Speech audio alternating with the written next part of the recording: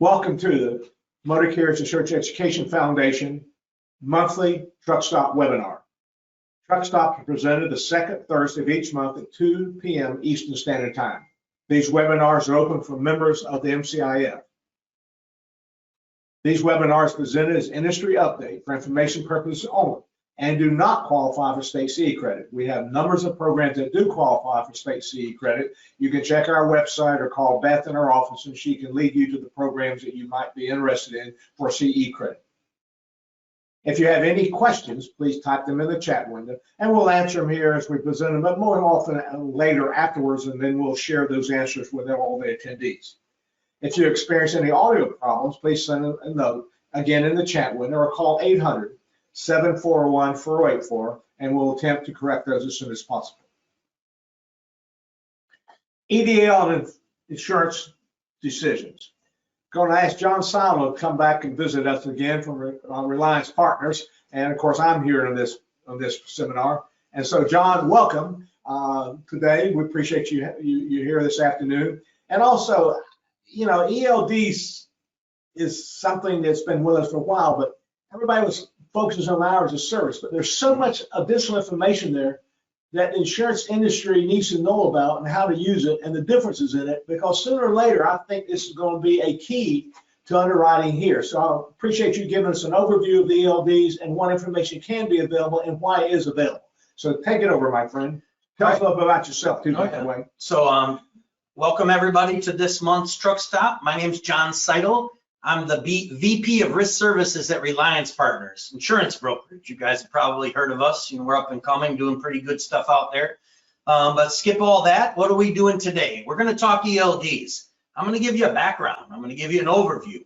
I want everybody to understand how an ELD works. Before we're going to start talking about how insurance can use the data coming from an ELD, you have to understand where that data comes from. What data is there? Give you examples of how vendors use that data with the ELDs. Maybe it's not all hours of service. There's a lot of other things that happen. So, Tommy, before we get into this, we need to go all the way back to 1988. 1988, they wrote the automatic onboard recording device rule. Well, in 1988, I'll tell you, technology sounded something like this. Right? You get these younger kids out here that are underwriters, they don't even know what that sound is, but that's the sound of a dial-up modem. Back in 1988, I was still in high school. I'm dating myself. And the AOBRD rule came out. What does that mean? When technology was way back then, they came out with an electronic rule to track hours of service, but it wasn't connected to the engine. Now, fast forward 19 years, crazy.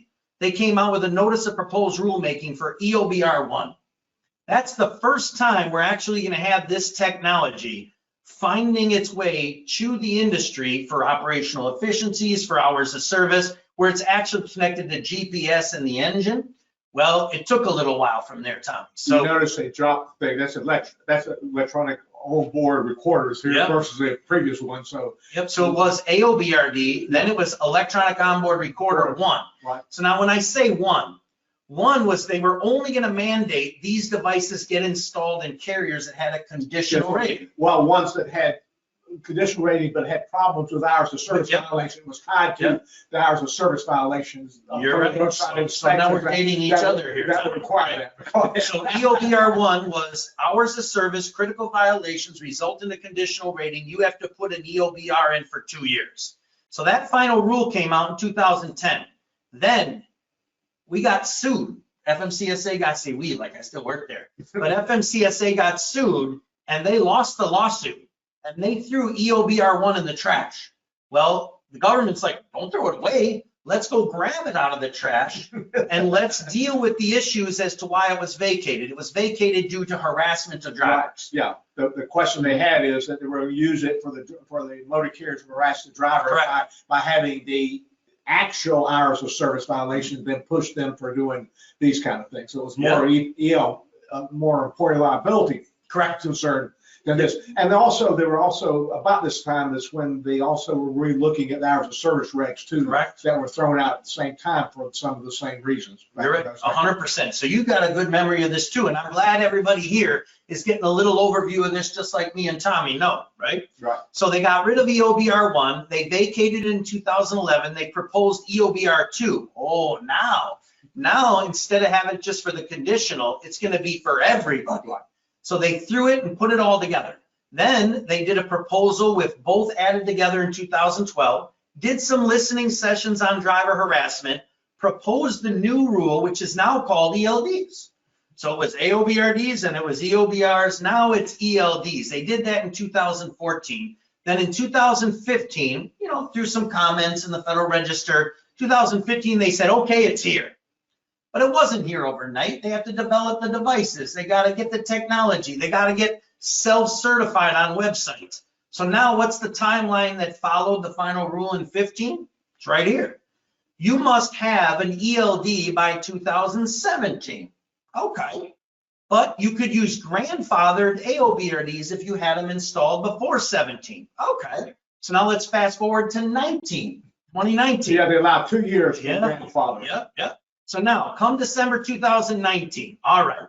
Now, every truck, unless exempt, has an ELD in it. When I say truck, commercial motor vehicle, which you're going to find it's going to be smaller than 18-wheeler here in a minute. Which is good, because I got another slide. That's what I'm saying. You got to realize it's so vehicle subject to the federal oversight have to have ELD in it, with some exceptions. Correct. And to use the term correctly, it's commercial motor vehicle. Right. Any commercial motor vehicle defined in Part 390 of 49 CFR is subject to the ELD mandate unless exempted, and I'm going to go through the 3 exemptions. Right. So in 2019, well, what's the date today? That's only 2+ years ago. Right. So now this is in every truck just for the last 2, maybe 3, maybe 4 years. So now that we've got the industry using them, now it's time that we start using that data that's been well vetted for the purposes of insurance, hence our discussion today, right? So now when we talk about commercial motor vehicles, who's subject? I gave you guys some pictures here, right?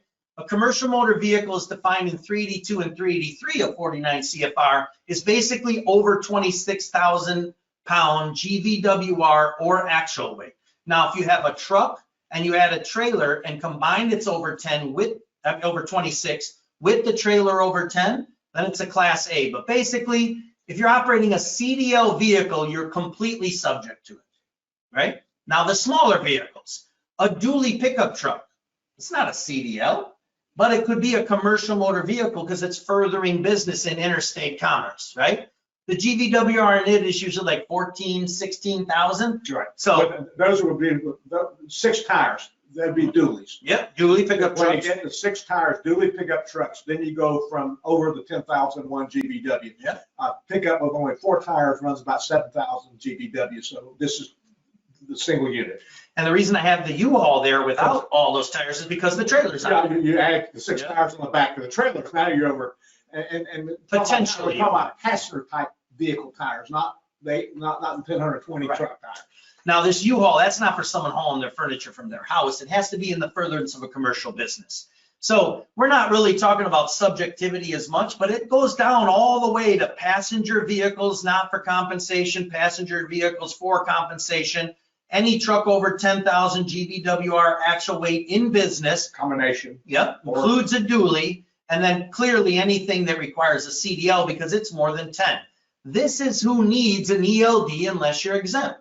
So basically, you haven't been mandated since like 17 with a grandfather, 19 with ELDs, and now that we have them in here, all these vehicles in business need them, with the exception of 3 things. One is the short haul driver. All right.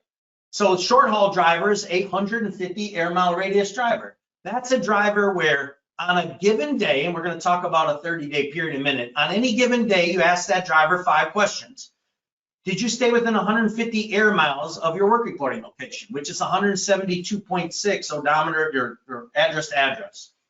Did you leave and return to the same spot and go home within 14 hours? Did you get 10 hours off? Did you drive 11 or less and then get 10 hours off? And do you have time cards? So these are time card drivers that stay in a 150 air mile circle. And this is something that people don't understand.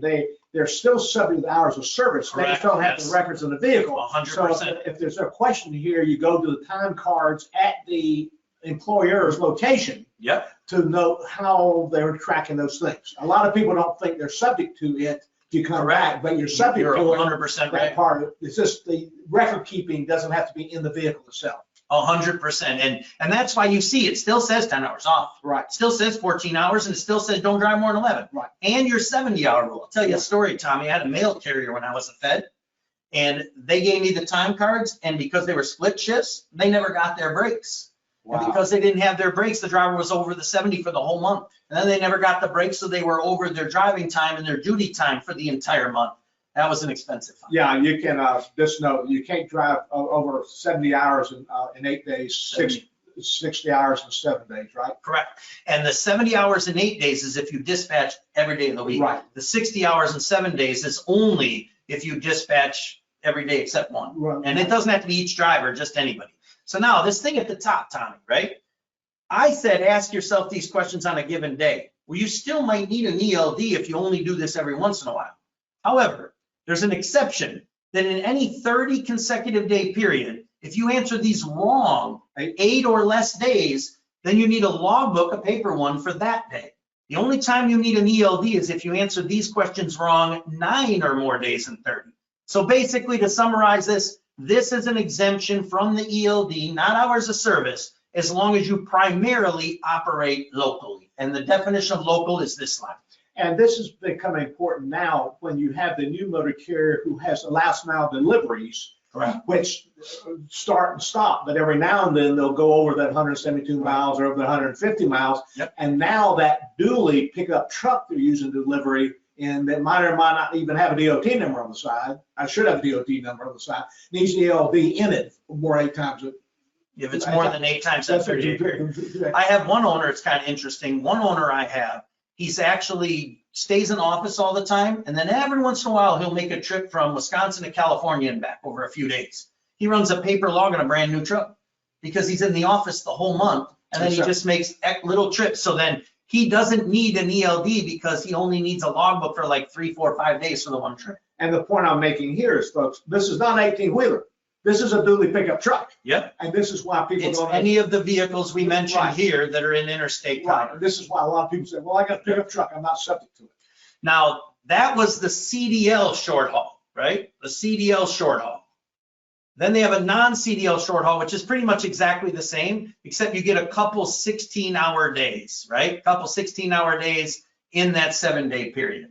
It just allows them to have a little extra time if they're the smaller vehicles in the picture versus the large ones. But either way, still subject to the 8 and 30. So those folks out there that are wondering, hey, how come some of the trucks don't have ELDs?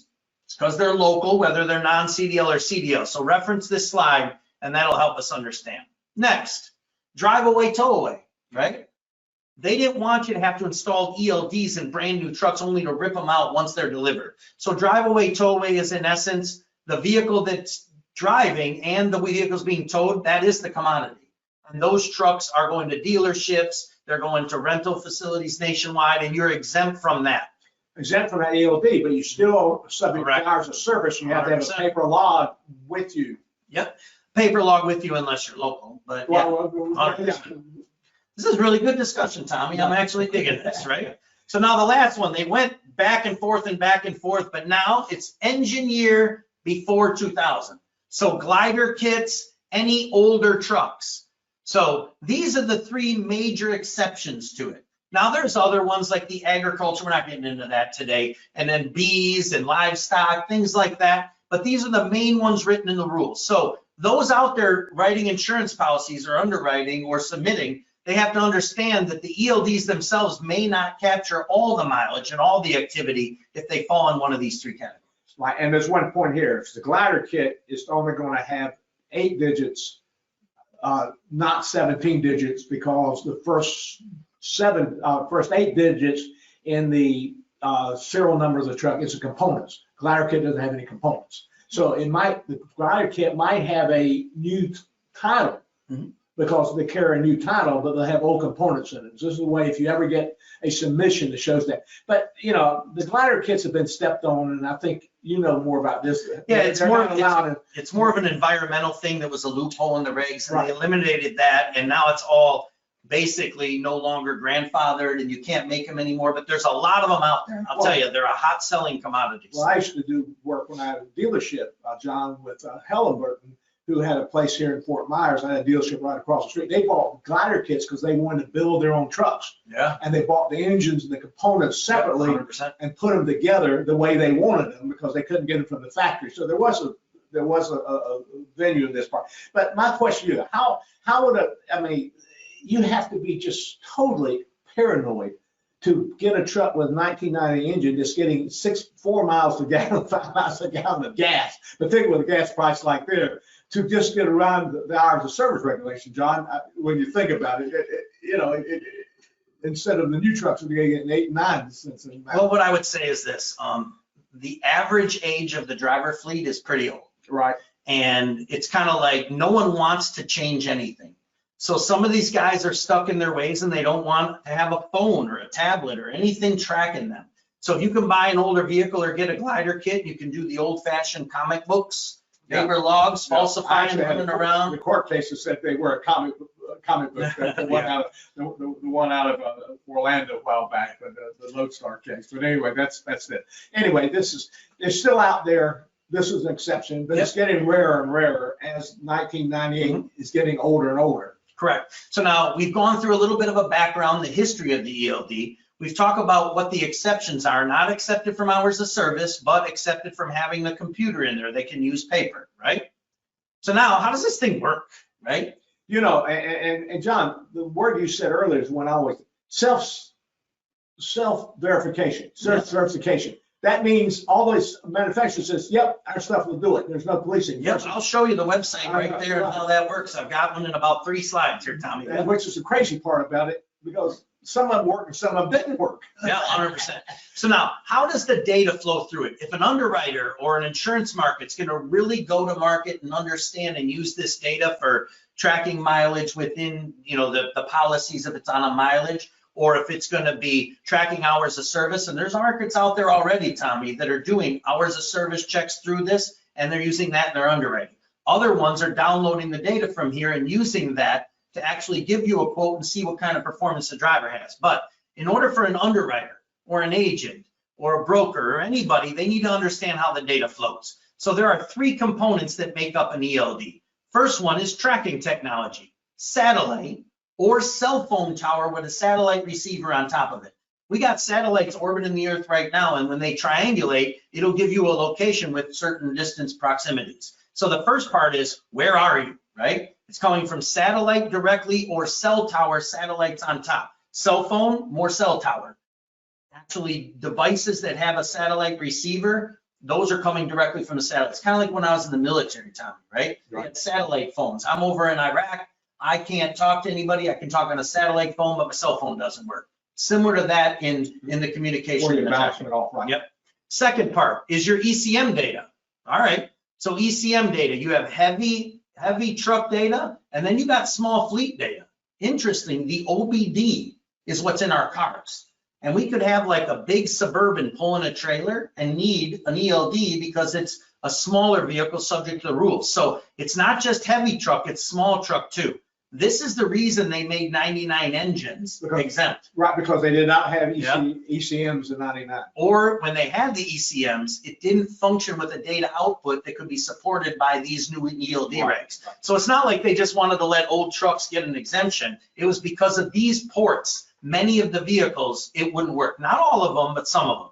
So now that I've got all the data coming out of the engine through this ECM, and I have tracking of the mileage, tracking of the location. Of the usage, the mileage. Yep. So you can get the mileage out of the ECM. You can also get the mileage out of the satellite. You can actually pull mileage off of both because it's kind of like your Garmin. It does the same thing. So now the last part is, how does it interact? Well, it generally interacts through the satellite or the cell towers using a cell phone app or directly through satellite. So now we know where the data elements are coming, and all this data gets flowed to the interactive side of the trucking company, right?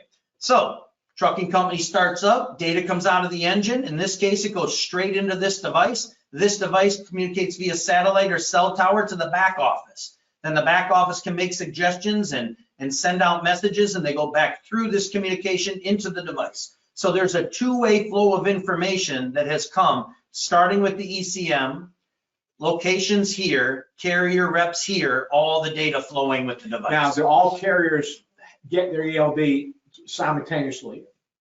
I would say 99% of them. It's available, but not all of them use it and look at it.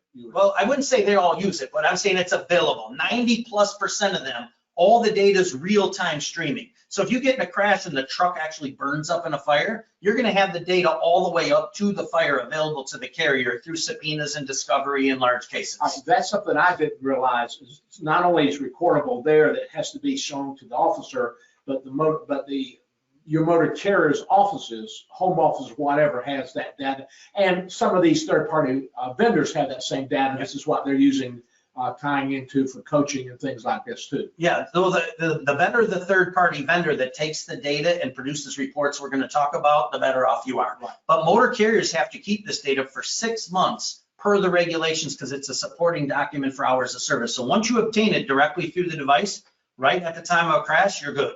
So now ELD maintenance challenges. Some of them are easier or harder to install. This one a little bit harder if you want to install it behind the dash so it's tamper-proof.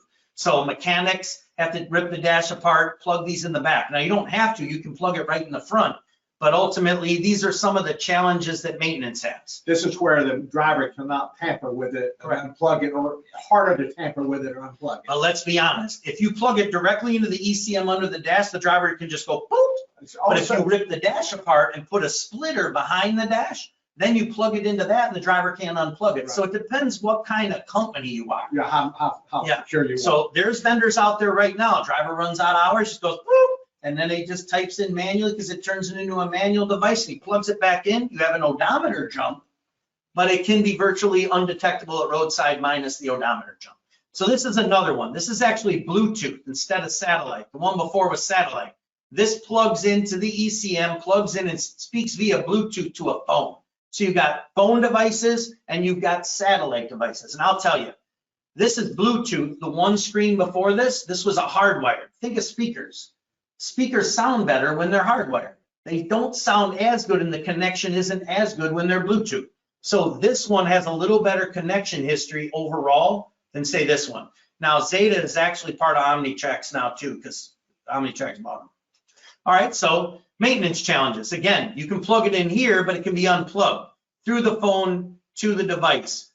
Hardwiring it to an internal power source of the engine instead of a fuse, so you can't pull the fuse and disconnect power to it is better. Behind the dash is better than this.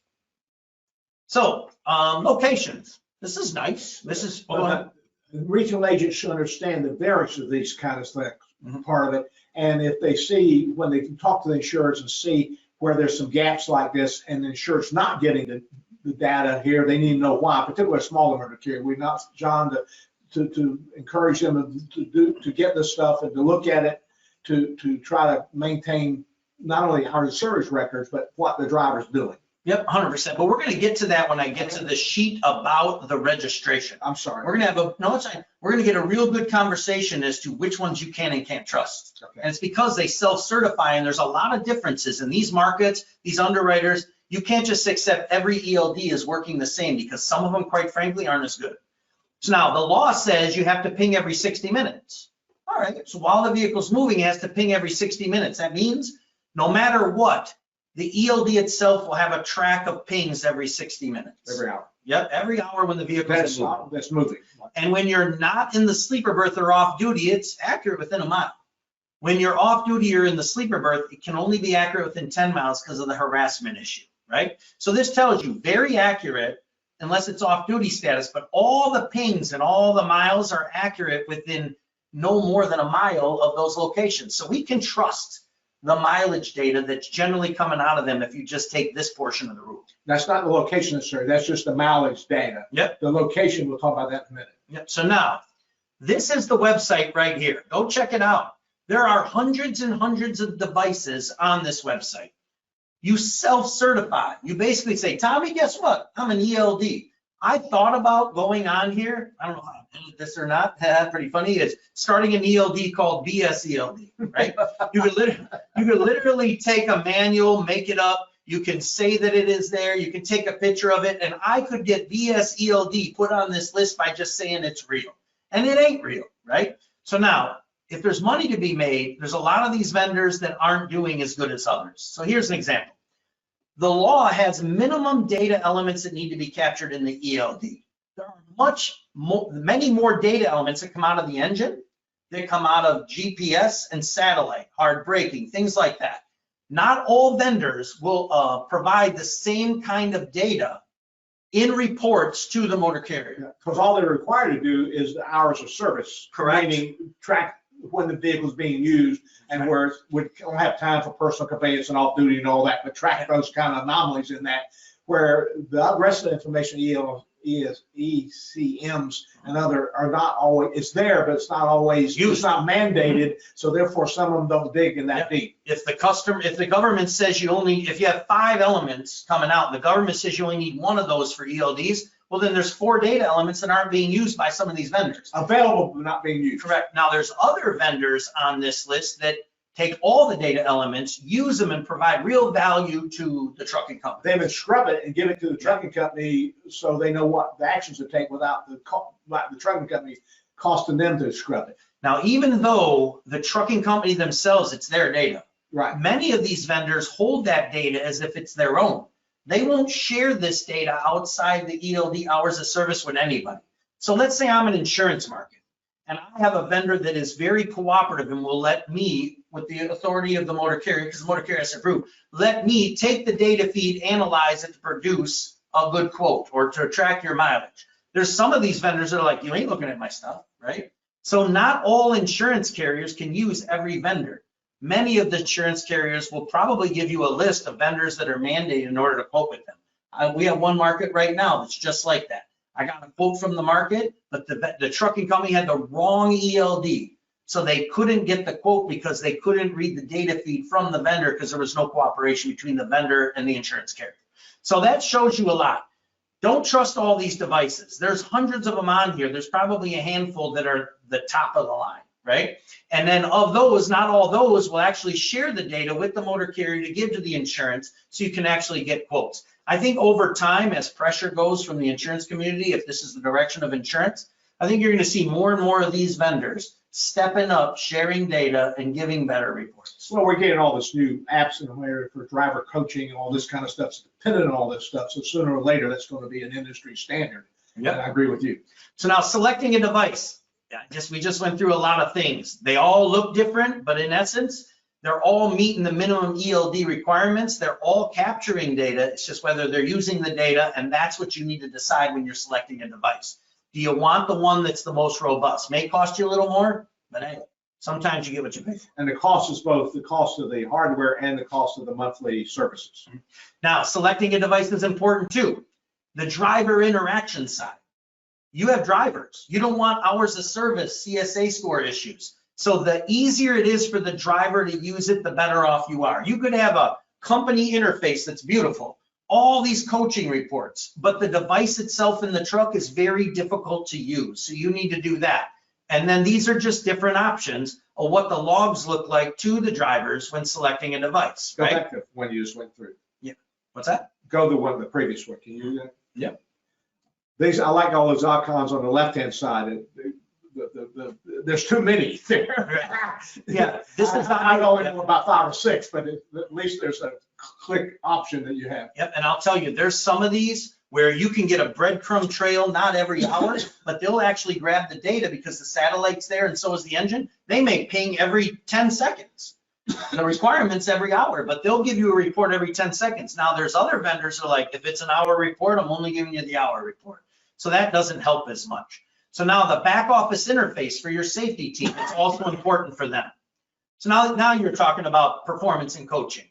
Because you can pull speeding out and compare it against, speed locations, idle time to help save on fuel, fuel efficiency track through, fuel purchases uploaded to the device, given the distance locations, you can actually track your fuel efficiency automatic, hard braking, set parameters for, you know, certain deceleration per feet of travel given your current speed, sharp acceleration, that could burn fuel. So this vendor here is taking that data that's available, instead of just giving the minimum ELD, bare bones ELD. This is beyond hours of service. This is because it's tied into ECMs that they get this data from. Now imagine if insurance underwriters and insurance carriers start downloading the same data sets and do their own performance evaluations. They can do an evaluation of hard braking, speeding, and even, you know, track mileage and region of operations. These are all questions we ask on applications. The future might be simply getting reports from the ELD. John, and I know we're going to end up with this, but this is also important. A good agent now can ask the insured for this, particularly someone who has had a problem with unsafe driving or something that says now they've approved. Now you can get the last 2 months of this kind of reports to show that they have approved. Their scores just haven't come down yet because they haven't had enough inspection or enough time. Yeah. So this, and what we try to do this now, because we're going to build on a part of this in our upcoming webinars for advanced underwriting, is this is more being proactive than reactive. Correct. Reactive now, we look at we look at loss runs, we look at drivers, MVRs, and all this. This tells you what's happening now. Right. And so this is where I see the industry's moving. And if a retail agent then is willing to share this with underwriter, I think they get further. Do you not, John, in this area? I know you're using some of this. Yeah, you're right. Reliance Partners is a big broker in the country, and we're at the cusp. We're at the front of getting these kind of markets and working with them. So, you know, part of the reason is I work directly with them to give them advice on how to develop their programs, just like you have, Tommy. I know me and you were on a call with a company recently talking about data feeds and mileage reporting and how to quote off of them. And I was talking about the coverages you need to make sure it works. And I was talking about the data flow, and you were hanging out, so that's good stuff. Yeah. So this is an example of what you can do. We also have driver scorecards, right? So you can actually take across those areas, get point assessments, assign it to what you think is valuable at your company, and then you can produce who are the best and worst scoring drivers. And this is the point too that we didn't talk about. Every one of these reports show the VIN number of the vehicle and the driver of the vehicle. Yeah. And so this is where you can get to the actual driver themselves, because each driver has a code they put in, and the VIN number that the connection is tied to, the ECM, will show the VIN number. So this will also show you if the vehicle's out of service or the miles each vehicle, as well as the driver's activities. That's a good point, because in the ELD rule, it says there that the VIN must be automatically detected through the ECM. So now scheduled and unscheduled units, right? That's a big piece too. It's not just a matter of how to track mileage and give a reporter for mileage. And maybe because you know the exact mileage and you can track it, maybe there isn't a minimum. There are some markets coming out where there's no minimum because they can get it. But the unscheduled vehicles, you're right. You can get a report of whatever VINs were used during that period of time. And so this is important, because now when you get the letter from the insurance company that a vehicle has been inspected not on our list, that's inspected. This is actually not on ELDs. Yeah. And they might ask for this information to show the vehicles that you have. And sooner or later, you're going to have to show the vehicles that the vehicles that have the ELDs in them as a part of the underwriting, to make sure we're insuring all the vehicles the insurers are using. Now, I'll say the old-fashioned way of doing insurance, filling out an application and submitting it and doing a little risk visit and looking CSA scores and all that, that's not going to change. But there's going to be some markets at the forefront doing this. But now let's talk about truckers, right? There are going to be some truckers, Tommy, they don't care how low the premium is. They don't care what kind of quote they're getting. You can't have my information. You cannot have my data. Right. I want it the old-fashioned way. I want to tell you how many miles I have, right? And that's not the way of the future, but it's still not going to disappear. Would you agree? Well, it's going to disappear, but it's not going to disappear overnight. All right. I hope it completely disappears, but I'll tell you, some truckers I talk to, they're not going to turn this data over. They're going to say, just get me a quote from that market that's double the price. I'd rather have that. That would be something. You always will have that part. Correct. But I love the fact that the industry, in such a short period of time, let's go back to the history, has started 2019 till now, we're talking 3 years at most, we're starting to see people recognizing that this is the new age of underwriting. Right. Yeah. So then Vehicle tracking, you can see the vehicles at any given time. You can click on them, see who's in them, see how that works. This is back at the office can do this at Correct. any one time to find out if they're on the right route. This would also let you, if they're running slow or something, to warn the shipper it's going to be late or Correct. late, to make sure it's going to be open. That's why it's got operational efficiencies. It's great for dispatching, tracking your mileage. And then you can do a breadcrumb trail and show exactly where that driver went and how he went there. Good for claims resolution and claims history. So again, pinpointing all your trucks. I'm going through this to show you that there's different variations because the data's there now. How good is the vendor in putting these reports together for the carrier? Look at the accuracy. Right there's the trailer. I mean, it's that close. Some of them incorporate Google Maps, some of them don't. Now here's a geofencing. If you're a regional insurance carrier, you could put a 4-state geofence around the entire company operations to make sure no trucks go outside your geofence. Who cares about if does, right? You'll know exactly how often and when and what times of day the truck's going outside. Now this is a smaller geofence, but you can make a geofence in an entire area. Again, review for accuracy. Here's an example. See how this location ends off duty, Tommy? And then there's no driving, and then all of a sudden the driver woke up and he's in a Schwabenon. How did he get from Sturtevant to Schwabenon 142 miles apart? It's because right here he hit his maximum hours and he unplugged it or logged off or used PC illegally. So now, will these still get captured? Yeah, look, the odometer reading is still there. It's still connected to the engine. You're not going to lose the data just because the driver did something false. So the markets have to understand, as long as the device is still plugged in, it's the mileage that we need to focus on. Right, so you want to ask the miles on the odometer speed versus just the miles shown on the per hours of service. This is the point. Yeah, remember one discussion we had? I said, even if there's no report from the vendor, you could say, I want a copy of the logbook the day you add the truck. It has the odometer reading in the header. And then I want the copy of the logbook the day you delete the truck. Well, then guess what I get in between? Beginning mileage, ending mileage, subtract the 2. I know exactly how many miles that truck ran during my term. Now, getting every logbook seems a lot. That's why we need the reports. Well, but yeah, that would be on a continuous basis, and you don't have to ask them. But if you're going out and audit these policies, this is the way that you would use them, and it could be favorable because a lot of times we get this question about, well, my truck broke down.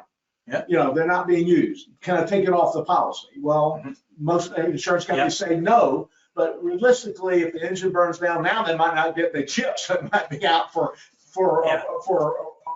a considerable period of time. But this gives us more, at least an accurate way to make sure that vehicle was not being used or was used less than what was predicted. And I'll tell you, Tommy, you know, we talk about secret sauce. You know, all these agents have their secret sauce. That's one of them that I use, right?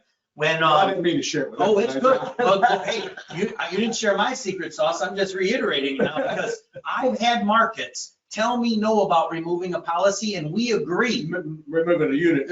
Removing a unit from a policy, and we agree to provide them these records. And that market says, you know what? Okay. Well, this is what we did back when the pandemic happened 2 years ago. How do we prove a unit wasn't used? It's still there. This is what we suggested from the foundation to do. So then you talk claims defending a company.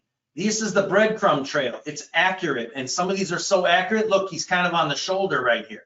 Right here, it'll give me the speed at each point. And it's not every hour. It's pinging way more often with this well done device, right? 62 miles an hour entering the curve. That's why they're in the ditch. So the data you can pull out of it. Now it's great for insurance. It's great for compliance and hours of service, speed management, coaching, claims handling, right? Claims handling. Now I want to show you this, Tommy. This is an interesting one from back when I was on the patrol. I'm dating myself. If you look at this, this is a raw data ECM download of an actual fatality, right? So now if you look at the speed, 47, see how it's every second coming out of the ECM? This gives you an idea what elements are in the ECM that can be used, right? Speed, 47. See right here, it was like 44 and it immediately went from 35 to 29 to 13 and it only took maybe 5 seconds to drop 27 miles an hour, right? You see that? Mm-hmm. Now the engine speed, same thing, but the brake. How did I go from 44 to 40 to 35? How did I drop 9 miles an hour without ever hitting the brake? I hit someone. That's my vehicle slowing down. And I'll tell you, This is likely not even them hitting the brake. It's probably the inertia from the impact. Press the brake pedal, because that's how bad it can be. So now, what happened to this driver right here? They set themselves up for a prison sentence because their logs were false. This is an actual ECM download from when I was on the patrol with a fatality with the driver charged. And you see vehicle speed, engine, brake, clutch, engine load, throttle, cruise, diagnostic code.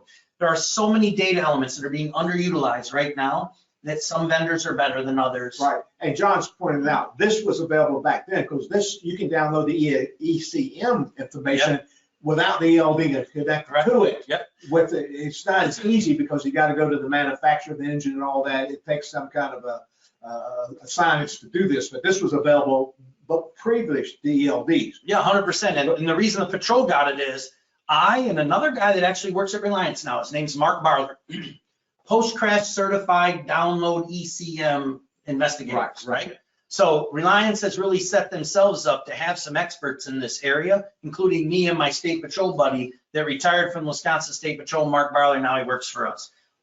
So you see how this data is beneficial. And like you said, it was available back then. It's just the computer inside the truck wouldn't retain it that long. Right. Because it wasn't a hard drive that would save it. So it was important for law enforcement to plug in here. And so, but this is now the same kind of report you get through the ELD. Correct. Because it's tied into the same instrument that he downloaded this from. Where if this truck burnt up in a fire upon impact, this would be unattainable. Now this truck gets burnt up in a fire, it's attainable through the ELD as long as that ELD is good. Right. Now, there are some shady ones, don't get me wrong. And I think most vendors, insurance carriers. Let me suggest, good is not relevant. They're not all the same, and you want to make sure. I mean, if you meet the hours of service requirement, that's quote good, meets the government requirement, but there's so much beyond that, John. I agree with you. If you're going to spend the money, you might as well get everything out of it. Would I say this though? The ELD requirement's there and it's a self-certification. There are some that just aren't even meeting the ELD requirement, right? So there's, when I say good, that's what I'm talking about.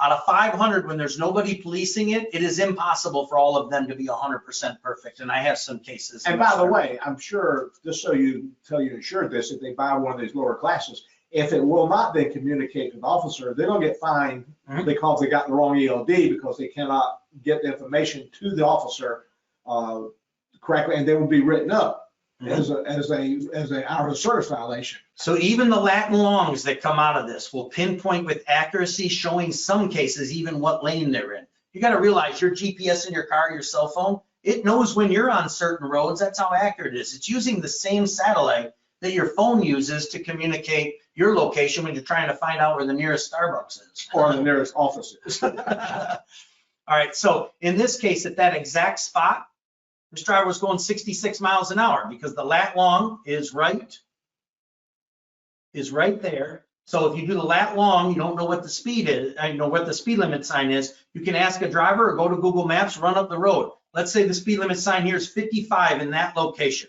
Then you can go to the report and see the driver's going 66. He's going 11 miles an hour over the speed limit.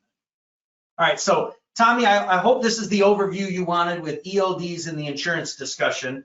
Again, John Seidl from Reliance Partners. Well, John, this is important here because a couple of things we're seeing is that we're dealing with here, even with the vendors here. We've got a number of vendors now that says we can use this information to coach the drivers. And that's taking this information to a third party. And then when they see a driver makes a thing, they get the driver to make a note to them and say, you did this, you did that, which is continuing coaching. And that, John, is being done automatically. It doesn't now take a lot of back office people to really do that. And I'm sure you tied into this. Are you finding this as the loss prevention risk manager expert that you are, that this is becoming, when a motor carrier is willing to look into this detail to help improve their drivers' actions? And it's coaching, John. It's not intended to fire anybody. It's got to be positive. We're going to coach you because I find that it happens in three things. I find the younger drivers need help because they don't understand the road. Then you get confident. The older drivers get complacent, and you got to keep reminding themselves. So this is something that's real time available to do that and do it fairly low cost, is it not, John? On this, what's the cost parameters for an ELD With the Bluetooth, you can use your phone, so there's no real hardware cost on it as such. It's more the monitoring cost. Well, if it's Bluetooth and you already have a cell phone, then you're okay. But some drivers don't want to use their personal cell phone. So then the companies will buy tablets or phones for the drivers. So it's just the cost of a phone. We all know what a tablet and phone costs. The puck is, the Bluetooth puck is usually given for free, or maybe you have to pay for a cord. So that's not too much. The hardwired satellite devices could run in between $800 a piece and $1,500 a piece. But then you don't need a cell phone or a tablet because it's interacting with satellite in one device instead of Bluetooth to some third-party device. So there's a lot of different options from cost. And then they charge so much a month or so much a year to do all the coaching and stuff. Here, and now the coaching, I'll tell you this. Most ELDs don't have the third-party coaching back office support. No, this is a third-party app that's doing all this kind of stuff. 100%. Like Speed Gauge, I like Speed Gauge. Speed Gauge is a company that has a bunch of lat longs and speed postings and a database of speed. They work with your vendor, and as long as the vendor is cooperating with them, you can feed the data to Speed Gauge. They show you what drivers have good good scores. They tell you which problematic areas you may have in the country where you can slow down. We did a truck stop with them last month. Let's step on our website, because I agree with you. This is good. So what we're talking about from underwriting, John, and we're building in, this is why I really appreciate this information, because we're telling the underwriters that this is becoming more proactive than reactive, which is good. You need to understand at retail agent what's available there. And for people who are writing policies based on miles, instead of using ELD, if the miles, this is the better, more accurate than IFTAs, because IFTAs goes by zip code. This is the actual miles part of it in this area. And those would be what they will audit. So if you ever have even if you just do simple, if you're doing a policy based on miles, you want to put in there, these miles will be based on actual miles. Because they're all flat and long. And not if the miles. Yep. You want to change actual. And then if they, you can still accept the if the miles if you want to. But if you see some anomalies there, you want to dig into it, you have the right to come and make the adjustment here instead of just the if the miles. I think that's the concern that we would have. Well, you figure every IFTA in the country is a manual report. Right. Now the data's coming from somewhere. Right. Now, if that trucking company is writing their manual IFTA report off the data that comes from the ELD, then you can trust it. Right. But there's other ones that aren't doing that. Now, my father used to take a little ball on one of those, what's the atlases here to find out what it took from or those have a chart between the cities. They would use the zip codes of the city part, where this is actually the more prevalent part of it. But today's day and age, I think the biggest thing we need to, in closing here, is to focus on is 2019 is when this ELD in 100% hit minus those exceptions. It's now 2022, right? We're not even in year 3. Sitting here at 2.5 years from the ELD mandate, imagine what 5 years from now is going to look like. And I'm excited about it. And when we really know how this affects claims. Yes. We don't know yet. Correct. We don't know how effective this is. We know it's there. It's still available. And we got to learn. I mean, I've had to talk forever, John, and you and I have talked about this.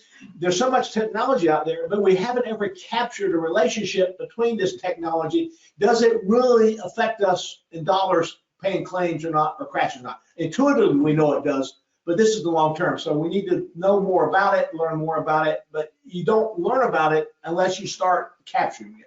And what I think is interesting is there's a few markets out there that are already starting to do this. You know who they are, so do I. Obviously, we can't discuss them on this forum because of confidentiality we have with our brokers and your agreements with these different markets, things like that. Right. But ultimately, if those markets run a loss ratio with lower premiums, better than the traditional insurance, that's going to be our proof in the pudding. And that's where everybody's going to move this way. Yep, they're going to move this direction. Be like, lower premiums, better attractive to customers, and better loss ratios for the customer because we're using this. All based out of better knowledge. Correct. More accurate knowledge. But John, use the data. Use the data. Thank you, my friend. We really appreciate it. Oh, no problem there, Tommy. It's always a pleasure. What's the next slide here? We welcome you to go to next month's truck stop. That's going to be the second Thursday of the month at 2 p.m. With that done, you all have a nice week. Yep. Thank you so much.